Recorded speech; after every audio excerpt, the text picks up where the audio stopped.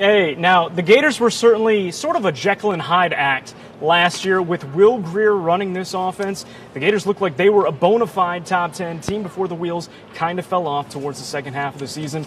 Today is all about improving, filling up your depth, maybe getting a couple more playmakers on offense, and they certainly got a playmaker on offense. Why do college football fans love National Signing Day? It's the hope that their team can match talent like this with this.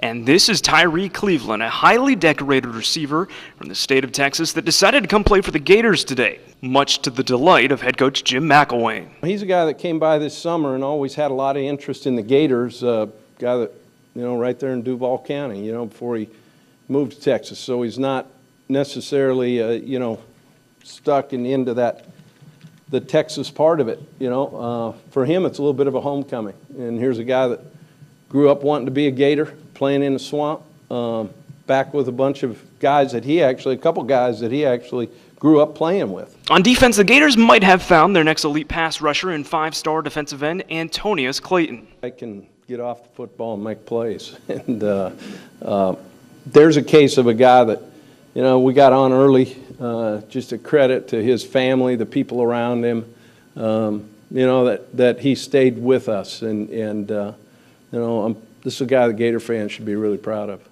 But the strangest story, and there's always a bunch on signing day, came from Arkansas coach Brett Bielema, who said, quote, "Florida kind of the new Ole Miss. They're doing some things recruiting that kind of shocks you a little bit." I got to get a kick out of it a little bit because obviously this guy doesn't know who the heck I am. I think if you were to poll anybody in college football, I think they'd know that Mac does it right, and I have no idea what this guy was talking about, to be honest. Yeah, so the Brett Bielema, Jim McElwain feud. How about that? Kind of interesting to wrap things up there on that.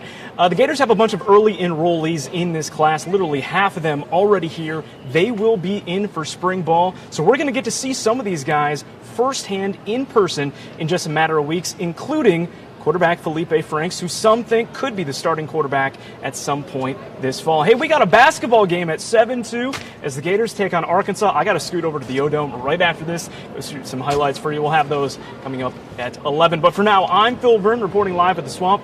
Back to you in the studio.